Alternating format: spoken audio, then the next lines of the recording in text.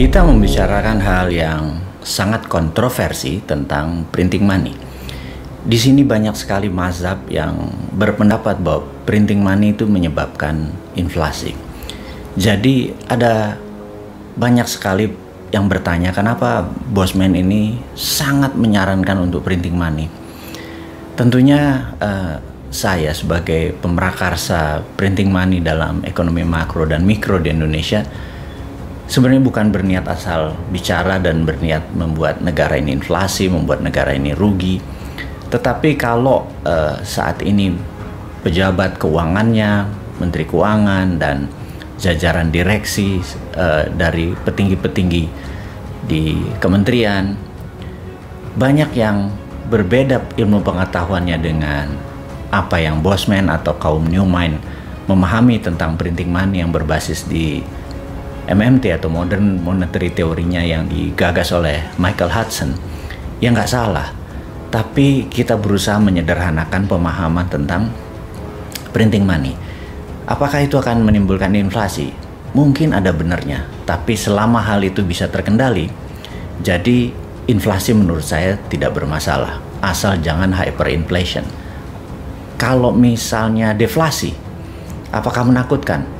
Semua negara juga takut sama deflasi, seperti halnya sekarang negara Jepang misalnya.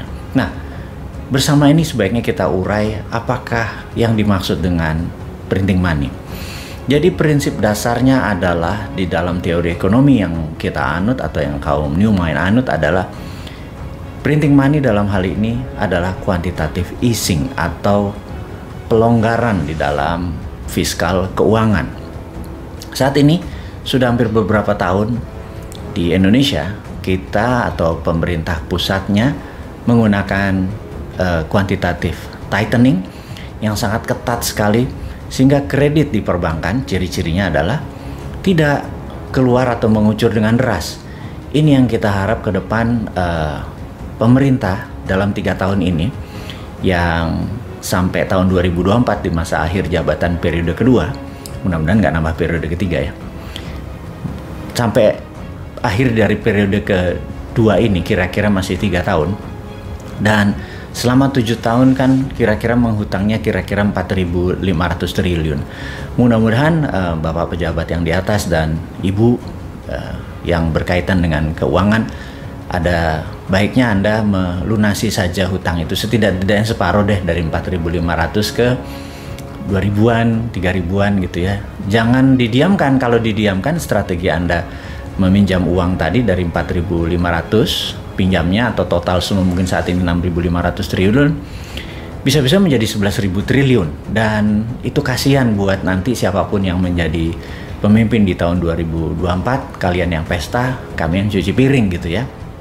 Jadi intinya adalah bagaimana kalau Anda semua pejabat di atas dalam 3 tahun ke depan gunakan strategi quantitative easing, yaitu longgarkan semua kebijakan keuangan, kredit ngucur lagi, kayak kemarin properti nggak jalan, banyak sekali kredit-kredit yang nggak bisa jalan di perbankan, padahal untuk growth ekonomi sebuah negara kalau Anda ingin 7% supaya sesuai dengan janji-janji manis waktu di kampanye yang bikin diabetes itu, harusnya ya minimum pertumbuhan ekonomi Indonesia dari sisi kucuran dana adalah 15%, meningkat pertumbuhan kreditnya dibandingkan dengan tahun sebelumnya.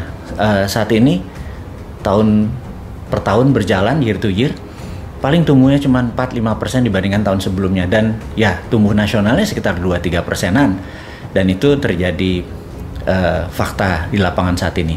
Oke, kita akan urai tentang quantitative easing, di mana uang sangat cair, atau bahkan kalau sampai ditambah printing money menjadi lazy money. Uang itu lazy tapi pekerjaan banyak, sehingga Anda yang memiliki project-project yang tadinya bermasalah dengan funding atau pembiayaan menjadi semuanya jalan. Oke, saya yakin jangan takut dengan inflasi. Di sini saya mau menerangkan prinsip dasar dari MMT yang banyak dikritik oleh mereka yang memahami bahwa printing money adalah menyebabkan inflasi adalah begini.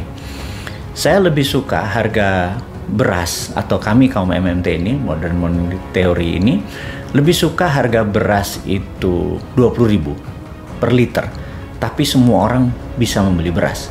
Daripada harga beras 7.000, tapi nggak ada yang bisa beli beras. Itu prinsipnya. Di Jepang, harga 1 liter beras mungkin 50.000, tapi semua orang Jepang bisa beli. Kalau dibandingkan dengan orang Indonesia yang harga berasnya rata-rata 7.000 atau 10.000, harga 50.000 itu mahal sekali. Tapi faktanya sekarang harga beras 1 liter 7.000 dan 8.000 itu nggak semua orang bisa beli gitu ya. Nah, itu prinsip dari MMT. Jadi lebih baik semua orang bisa beli walaupun terlihat harganya, jumlahnya secara nominalnya mahal, tapi semua orang bisa beli. Jadi lebih baik Innova itu harganya 1 miliar tapi semua orang punya Innova, atau daripada harga 200 juta nggak ada yang beli gitu ya. Dan juga sama, naik pesawat Jakarta Bali harganya 5 juta misalnya gitu, tapi semua orang bisa belanja, bisa beli dan bisa tamasya di Bali, daripada harga tiket 500.000 nggak ada yang bisa beli. Itu prinsip dari easy money, dari quantitative easing dengan strategi printing money. Nah, printing money ini kita mau jelaskan lagi lebih detail lagi. Jadi kita mengacu pada prinsip ekonomi dulu, belum contohnya bahwa negara seperti Amerika, seperti Tiongkok yang menggunakan printing money berbasis project. Kita menggunakan hal yang sederhana dulu. Jadi misalnya gini, suatu hari Pak Presiden, Pak Jokowi misalnya, dikatakan untuk membuat ekonomi Indonesia maju, saat ini Bapak menggunakan strategi infrastruktur gitu ya. Oke, dan infrastruktur itu akan menjadi efektif kalau memang jalanan itu dipakai untuk hal-hal yang produktif, bukan hanya untuk mudik lebaran gitu ya. Itu nggak salah, apa yang Anda bangun luar biasa, tapi kalau bisa value of money dari investment atau benefit-benefit lainnya bukan hanya untuk mudik lebaran aja, tapi kalau bisa ada 11 macam lagi benefit. Jadi misalnya membuat harga atau cost of distribusi menjadi turun, kayak sekarang kan rata-rata 20% production distribution cost. Gimana caranya kalau itu bisa turun menjadi misalnya 7%, single digit, dengan adanya jaringan distribusi infrastruktur yang dibangun gitu ya. Nah, yang kedua misalnya kepikiran nih kita, bagaimana caranya agar 1 juta saudara kita punya rumah yang cukup layak gitu ya. Sehingga apa yang dilakukan oleh Menteri PUPR dalam hal ini misalnya Pak Basuki, lapor, Pak Presiden izin, kayaknya kita harus membuat 1 juta unit rumah, lahan sudah tersedia, kita perlu uang 100 triliun Pak Presiden gitu, untuk membuat rumah 1 juta unit yang sangat layak, luas rata-rata 100-150 meter persegi untuk keluarga 4 orang, ada rumah sakit di bawahnya, ada pasar, ada tempat pendidikan, dan seluruhnya adalah walkable city, bisa dijalani tanpa harus menggunakan kendaraan, semuanya terpusat di dekat residensial, dan 100 triliun itu kita siapkan. Oke, maka Anda sebagai pemimpin tertinggi Pak Presiden, katakan kepada Ibu Menteri Keuangan, wahai Ibu Menteri Keuangan, print 100 triliun diberikan ke Pak Basuki dan BUMN perumahan untuk membangun 1 juta unit rumah dengan nilai 100 triliun. Dan pastikan nanti pada saat orang beli tidak ada bunga, tidak ada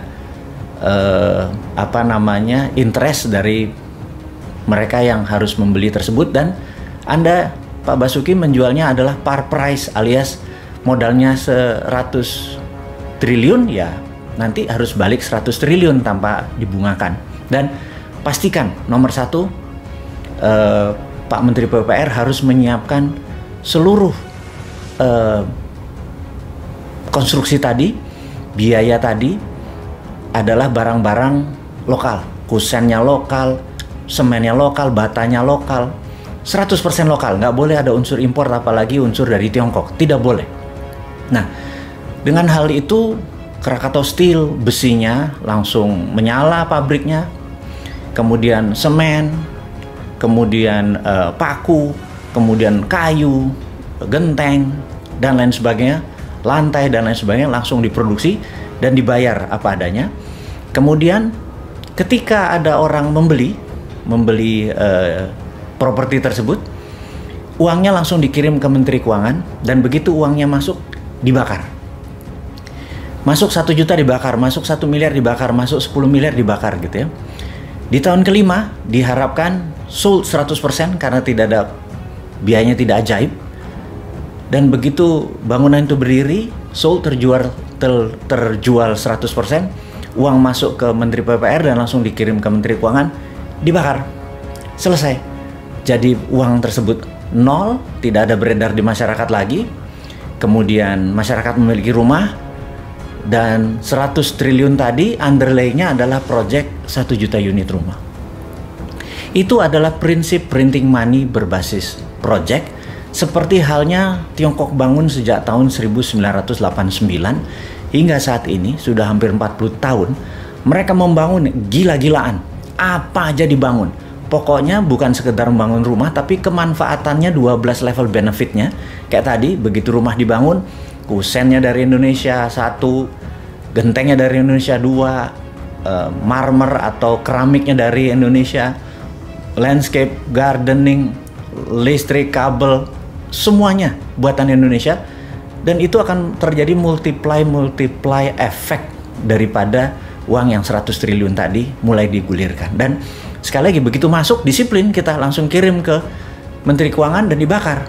Jadi dengan demikian kita bisa membangun dengan ribuan triliun proyek-proyek tadi yang gunanya untuk meningkatkan produktivitas, sehingga negara tidak bergantung pada FDI atau Foreign Direct Investment, tidak bergantung pada hutang negara-negara seperti IMF atau multinasional, lembaga multinasional seperti IMF. Kita nggak bergantung seperti begitu lagi. Kita bergantung pada DDI atau Domestic Direct Investment, dan DDI itu underlay-nya adalah printing money berbasis project. Jadi Bappenas siapkan project-project sampai Indonesia berdaulat di tahun 2045, Indonesia menjadi negara superpower. Prinsipnya seperti itu. Itulah printing money berbasis MMT. Kan gergetan nih kalau 3 tahun ke depan Anda udah diajarin ilmunya, sudah tahu cara menggunakannya, masih ngutang, masih terpesona dengan foreign direct investment, tidak bergantung pada kekuatan anak bangsa dan printing money, nggak akan pernah bisa berdaulat negara ini. Kalau nggak bisa berdaulat, sudahlah. Kalau jujur ya, kalau 2024 juga masih begini dan masih 3 tahun lagi, 3 masa jabatan lagi, kayaknya New Mind akan ambil alih posisi demi membuat Indonesia menjadi negara berdaulat.